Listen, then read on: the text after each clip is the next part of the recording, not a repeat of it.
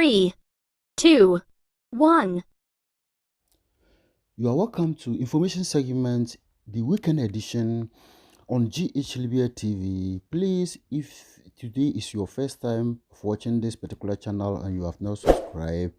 please do well and subscribe. When you subscribe, click the notification bell to be notified anytime we upload a video here. And also don't forget to share it to your friends and loved ones.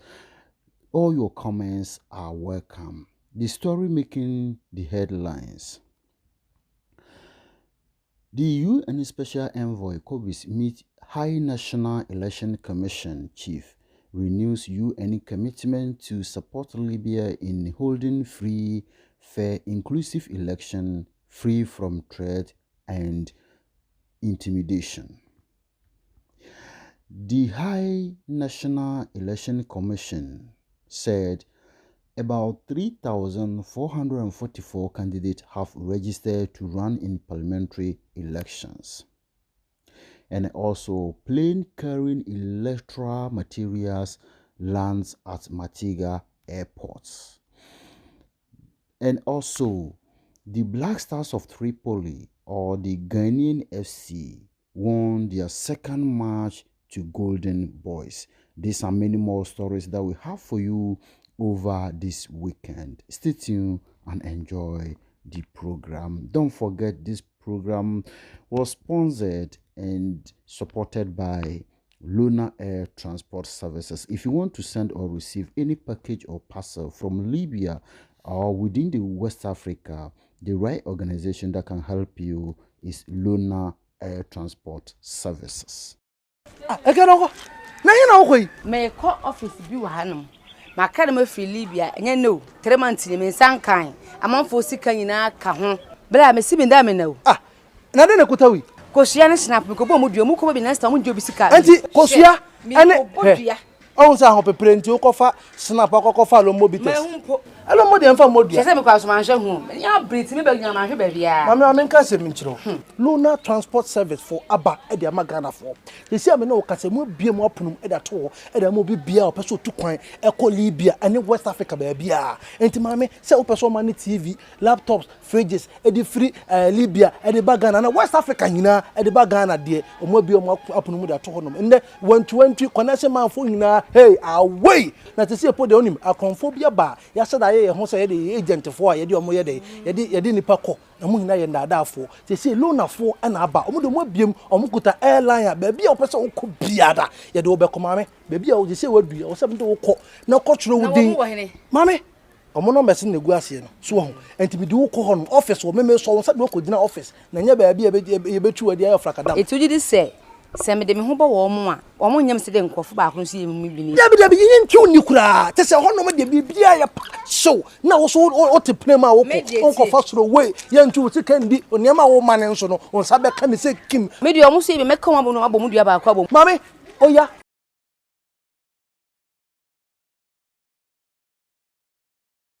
Welcome back. Now, the news in detail. The special envoy of the UN Secretary General and head of the United Nations Support Mission in Libya, UNSMIL, Hnec Kubis, yesterday met with the chairman of the High National Electoral Commission, HNEC, Dr. Ima Desaya in Tripoli. The special envoy was briefed about the progress made so far by the High National Electoral Commission in the preparation for holding parliamentary and presidential elections on 24th December 2021. He praised High National Electoral Commission extraordinary effort to implement the election, despite technical challenges in a short-term frame, and aimed a heavily polarized political climate. The high number of registered presidential and parliamentary candidates, as well as over 2.4 million voters who collected their cards, demonstrates beyond any doubt that the Libyan people from across the country are yearning for an opportunity to elect their representatives and renew the democracy of their institutions. Special Envoy said, attempts to prevent the Libyans from exercising this democratic right must be condemned, and measures against those who obstruct the political process. Elections should be taken in accordance with existing Libyan laws and relevant Security Council's resolutions, he added. The meeting also touched upon needs and challenges facing the implementation of the electoral process, including electoral-related violence and acts of threat and intimidations against the judicial employees and candidates.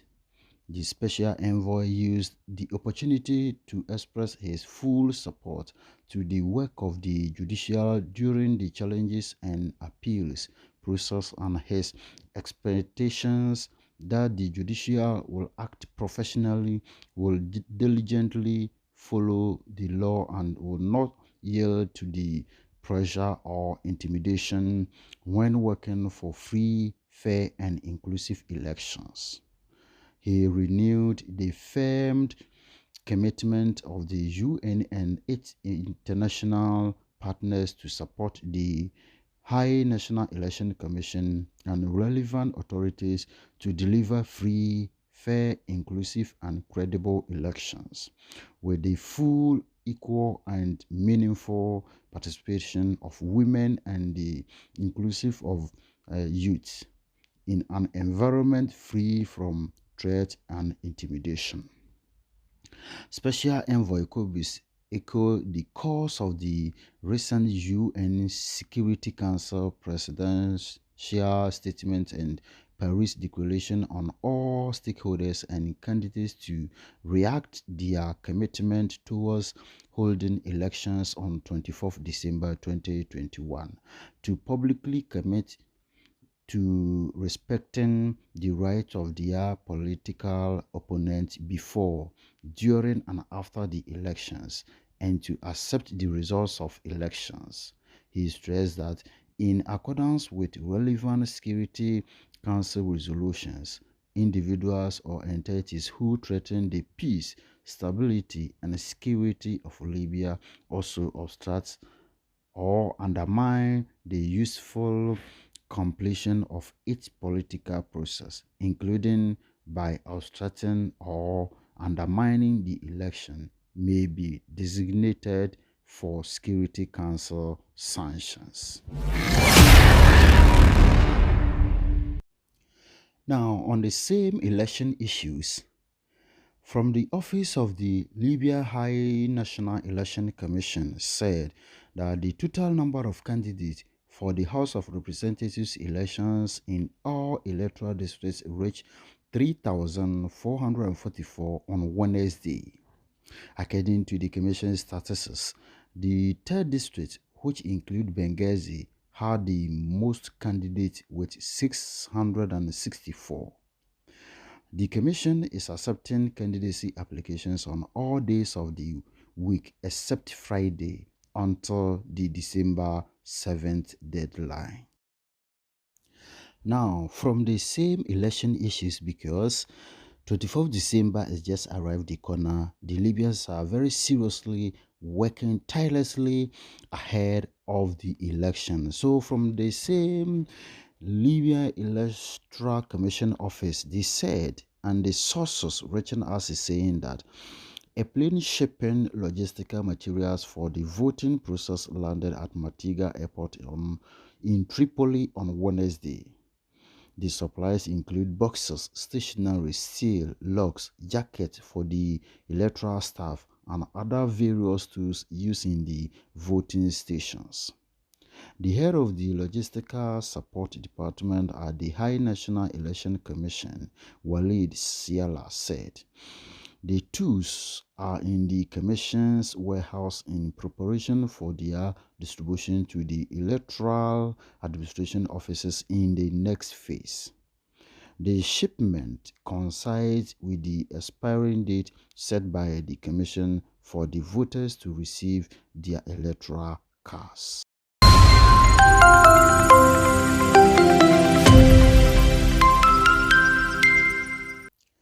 Now, according to Libya Observer and a press conference that went on within the week,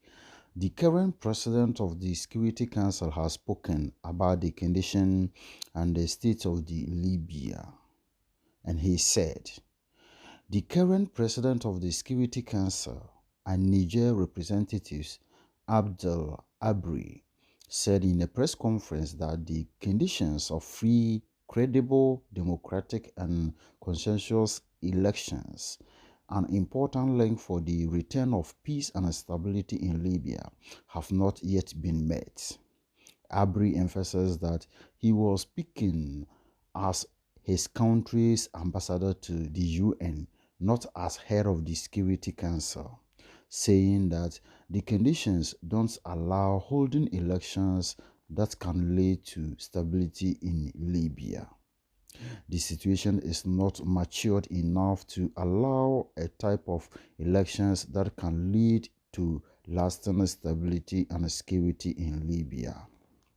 Foreign fighters are still in Libya. The dividing line of the conflict remains frozen, and there is no reunification of the forces, he remarked.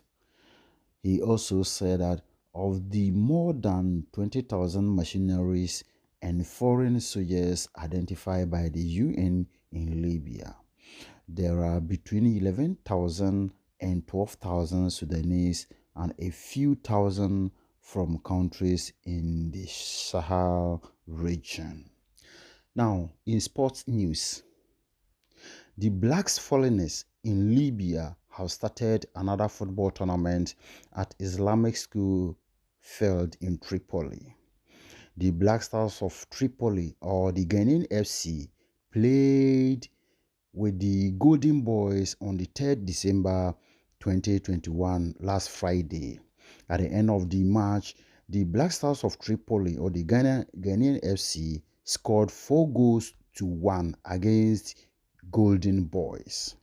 after they lost to the Nigerian All-Stars 2 goals to 3 last 2 weeks, that is 19th of November 2021. The tournament is still ongoing, so these are the stands and these are the stages, the matches that have been played since the tournament started. The Ghanaian FC and the Nigerian All-Stars played the first match on the 19th November 2021, where the Ghanaian FC lost to Nigerian All-Stars. After they lost that match, they have go in all out and win over Golden Boys. This is GH Libya TV. This TV is fantastic. Watch the program clearly and subscribe. All what we need from you is just click the button and subscribe. Whatever we do, you receive it. This TV station is perfect. We love you. Abusia yebese mo kwaba abaji Libya TV so na wotwe mu nsema atodwa na wotwe wie bia ebopo no edebe songo ewo kasafonyini so ena eneden so yede ebedan wo na nsema edebe to dwa no etofambo no emu ekiremu am aye opening foforo a wayi no se UN envoy asese ono ana obegina amansan kubatan anamu mekire UN na waboa ama wahwe ama Libya fo abato a eda wonanim eye dosumedu miuni da etoso adunu enan no atumi akoso no abra opani ebaye no one asoye a wohwe Libya abato ensam so the Electoral Commission na ewo Libya mu no atenase ayan hyehyeye na wonso ede ato wanim ewo mpempenso a waduru dia wahya ase ne dia waduru we aka ho bi ama opani kase so ede ne support pa na chitai kase ena ode atawo na chi se wabɔ modern papa panhyehya wode egu akwan mu nyina so eye eno akiri no ono nso eta wa chi pampe se dwumadie biara wodi ne nso no wobɛboa na amansan kubata nkire UN so emo bia wobetumi no wode bɛboa ama wona bato a eda wona nim so watumi ato ama akoyie wose wohwe se abato no bibia mu bɛda ho fan na bibia nso atumi akototen ede ama oman Libya ma wɔkyerɛ mu a nhyehyɛeɛ a wɔde agu akwan mu ama mmaa mmabunu ne nipadɔm no nyinaa obi biara de ne ho ahyɛ dwumadie mu sɛdeɛ ɛrekɔ so na wɔkyerɛ mu a ɛyɛ voter cards nko ahodoɔ a wɔakyekyɛ ne ɛho dwumadie a wɔadi ne mpɛmpɛnso a wɔaduru no biribiara edi adanseɛ sɛ Libyafoɔ ani abere sɛ afei no wɔbɛto aba na afei ɔman nso atumi afa ne ntoma pa na akɔ nkan wɔ wɔn amanmuo ne wɔn tenaeɛ emu. Wɔkyerɛ mu a abatoɔ yi mu no wɔn a wɔbɛde basabasayɛ anaa wɔbɛyɛ wɔadwene sɛ wɔde ha wɔma asomdwe mfa ne ntoma mfira no deɛ amansa kubatan nso gyina hɔ pampee sɛ anammɔn bi a wɔbɛtu na saafoɔ no a wɔbɛyɛ sɛ wɔma asomdwe ma ɔman mu nso no wɔne wɔn de taboa anaasɛ asotwe kɛseɛ paa na wɔde bɛma saafoɔ no ɛno nti wɔbɛsrɛ sɛ wɔbɛto aba bɛwie nsunsuansoɔ bi a ɛbɛba no afanu no bi a ɛnyɛ ntom sɛ wodi nkonim anaa wɔnni nkonim anaasɛ deɛ ɛbɛba mu nyinaa no sɛ ɛbɛyɛ na ɔman no bɛtumi afa ne ntema pa afira nti no wɔnye ntom na wɔnhwɛ ɛma asomdwe nso ntumi mmra ɔman yi mu. Wɔkyerɛ mu a wɔn nso bɛyɛ wɔafa mu deɛ biara na ɔno nso deɛ wɔbɛtumi biara no ɛne amansa kubata mekyerɛ UN nso nhyehyɛeɛ a wɔahyehyɛ na wɔn a abatoɔ ɛfa wɔn ho ne ɔman mu mpanimfoɔ a ɛwɔ mu nyinaa no nso nkɔ bɛnkuro mu sɛ ɛbɛyɛ na asomdwe nso ɛbɛtumi afa ne ntoma pa afira na mmom sɛ obi antie na sɛ ɔyɛ asobrakyerɛ a ɛyɛ taboa kɛseɛ paa ɛna wɔde bɛto saafoɔ yi nso ɛso. Ɛno akyiri no ɛnhyehyɛeɛ a wɔhwɛ wɔn abatoɔ so ɛho nsɛm ɛbaa bi na deɛ wɔn nso ɛde abɛto dwa akyiri mu a ɛfiri bere a wɔhyɛ registration ase na wɔn a wɔpɛ mmarahyɛbadwa akonnwa no nko ano nnipa dodoɔ a wɔagyina mpatamu ahodoɔ no nko ano ɛyɛ mpem 3 ahannan aduanan enua ɛnan mpem 3 ahannan aduanan ɛnan 3,444 ɛna wɔregister sɛ wɔn nso wɔnto wɔn so aba na wɔnkɔ mmarahyɛbadwa mu na wɔn nso wɔnkɔ gyina mu ɛmfa ɛma wɔn patamu ne mmeammea ahodoɔ a wɔwɔ na wɔkyerɛ mu a ɛno nso ɛyɛ dwumadie a wɔadi a ɛkɔ nkan paa na mpatamu a wɔahunu sɛ nipa dodoɔ no gyina paa no titiri no ɛyɛ Benghazi na wɔkyerɛ mu a ɛhɔ nko ara no nnipa a wɔagyina no ɛyɛ 664 a wɔkyerɛ sɛ akwanya a wɔde ato hɔ ama mmaa ne nnipa nyinaa de wɔn ho ahyɛ mu bi no ɛyɛ adeɛ a ɛbɛtumi akɔ so na aboa ɔman so ama wɔtumi afa wɔn ntɛm apa afira ɛwɔ kabi maminkabi ne abatoɔ dwumadi a ɛdi wɔn anim wɔ abatoɔ ho nsɛnsɛm mu no nkra bɛka yɛn nsa akyiri mu no hwehwɛmu a abɛtɔ dwa akyiri mu a ɛyɛ wienhyɛn bi abɛsi ɛwɔ mitiga airport na wɔkyerɛ a nneɛma a wɔde baeɛ ɛyɛ nneɛma a ɛfa abatoɔ ho nneɛma na wɔkyerɛ mu a ɛsɛn sɛ wɔn ani abere sɛ afei wei wɔbɛto aba no na afei ɔman asonwie atumi aba mu nti no asoɛ a wɔhwɛ wɔn abatoɔ ho nsɛm so mekyerɛ High National Electoral Commission akyerɛ mu a nneɛma bi ɛte sɛ ɛyɛ stamp ahodoɔ boxes ahodoɔ stationaries jacket ahodoɔ a wɔde bɛma electoral commissioner staffs no ama wɔn nyinaa ahyehyɛ ɛne ɛho dwumadi ne nneɛma a ɛka ho nyinaa no ɛna wienhyɛn ɛde aba wɔsɛ ɛnkyɛkora wɔbɛkyekyɛ saa nneɛma nyinaa akɔ mmeammea ahodoɔ a abatoɔ no ɛbɛkɔ so ɛne baabi biara a ɔbɛkɔ so nso afei nso wɔkyiri mu a wɔde nhyehyɛeɛ ne nneɛma nyinaa ɛgu akwan so a sesei no ɛnkyɛkora no wɔbɛkyɛ saa nneɛma nyinaa ɛne voter cards a aka ɛsɛ sɛ wɔkyɛ nyinaa nso no wɔbɛkyɛ ama akɔ mpatamu ahodoɔ a ɛsɛ sɛ saa nkrataa anaasɛ saa nneɛma yi so ɛkɔ na ɛno emu no ɔpanin kɛseɛ a ɔda ɛyɛ bambɔ nsɛm ano ɛwɔ ɔman mu nso na wɔtwe awie ɛyɛ nsɛntwerɛfoɔ nkutahudie anaasɛ nsɛntwerɛfoɔ dwumadie ɛwɔ ɔman mu a ɔpanin ɛde nsɛm bi ato dwa ɛwɔ Libya ɛne sɛdeɛ ɛho ahobambɔ ɛne sɛdeɛ ɛmu dwumadie ɛkɔ na mmom ɔpanin akyire mu a nsɛm a wɔde to dwa no wɔde to dwa sɛ ɛyɛ UN anamsini na mmom ɔmfa ɛnto dwa sɛ ɔyɛ ɔpanin kɛseɛ a ɔda bambɔ na sɛ afutufoɔ a wɔda bambɔ ano ɛwɔ ɔman mu na mmom wɔkyerɛ a nneɛma baako mmienu mmiɛnsa bi ɛwɔ ɔman mu a ɛno ɛna ɛma ɔman ntumi ɛmfa ne ntema pa ɛmfira ɛwɔ ka bi mame ɛnka bi ɛho wɔkyerɛ a Oman enya enyini enuru anase mpempenso oman aduru no enya nuru baabi a wobetumi de abato ama oman mu anase abato a esesenka ema asundwie ene perepereye eba oman mu no etumi eba efrise osese woba oman mu a akofo ana asojafo dom ahodo na ena woda so wo oman mu a womwa ema oman no asundwie a wope no entumi emfa ne ntema emfra eno akiri no wakiri mu a nchichemu menteme ho ase ene watumi wakame ene nneema bibiri ena enya emaaye ewo ankurankure ene asrafo dom ahodo mu a saa nneema nyina no eye ade a eha oman ya entumi ema enkabomu ema ewo oman mu wakiri mu a wose eye foreign machineries nko a na se akofo ne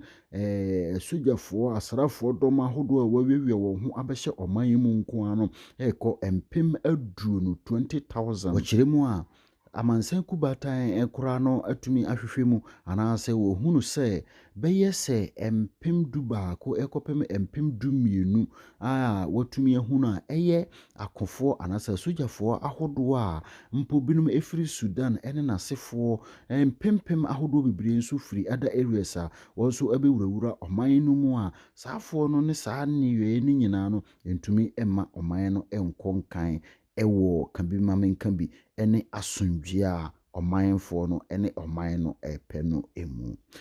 afei ne kurakura mu no borobo eho asem wo agokansi ho ensem mu no se oba oman mu a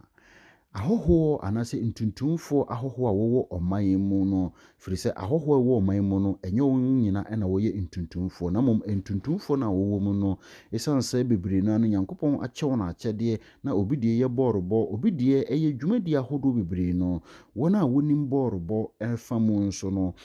afiwe nso wode eye tournament foforo bi ahyehye so kora me no kase no wo hyase bosumi dubaako na etwa mu no eda na etoso edu ennan ewo omaya hinkuru capital metwe Tripoli mu ewo Islamic mu a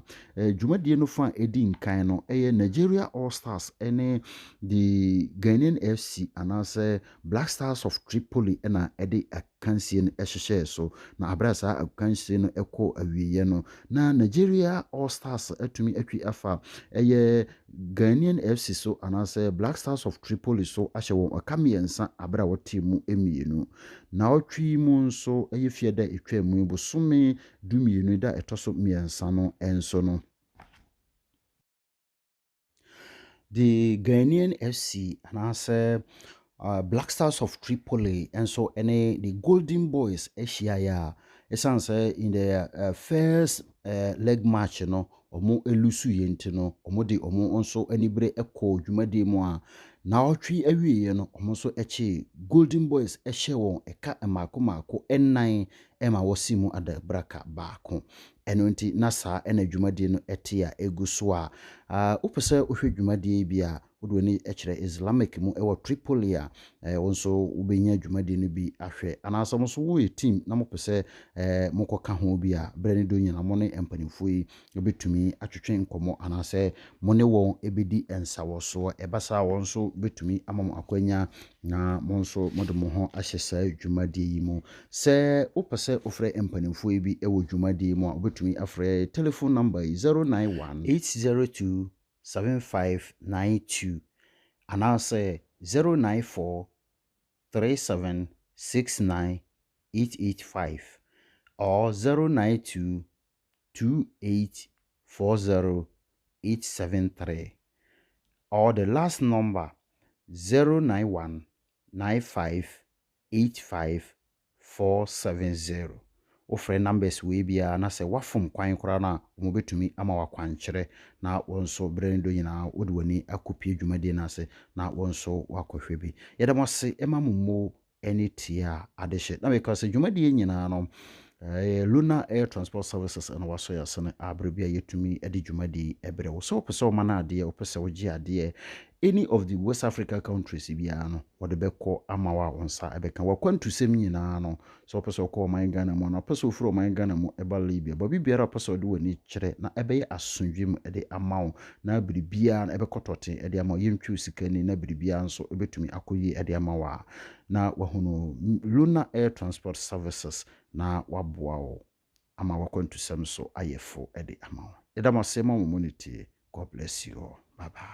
Mo bia mo apunum e da to e da mo bibia o peso tu kwan e ko Libya ene West Africa ba bia enti mame se o peso mani TV laptops fridges e di free Libya e di bagana na West Africa nyina e di bagana de o mo bia mo apunum da to honom ende 120 connection man fo nyina hey away na te se po de onim akonfobia ba ya se da ye ho se ye de agent fo a ye de o mo ye de ye de nipa ko na mo nyina ye ndadafo te se loan fo na aba o mo de mo biem o mo kuta airline ba bia o peso o ko biada ye de obekoma me bia o je se wadu o se mde wo ko na ko tro wo din mame omo no mesi na gu ase no so ho enti bi de wo ko ho no office o meme so wo se de ko gina office na nya ba bia ye betu wadi ayo frakadam etuji di se me de me ho ba wo mo a wo mo nyam se de nkofo ba ko so ye mu bi ni dabi yin nti oni kura te se ho no me de bibia ya show na wo so o te pnema wo ko fa soro we ye nti wo ti kan di oniama wo mane nso no on sa be ka ne se kim me de o mo so ye me ka mo no abom dua ba ko abom mame oya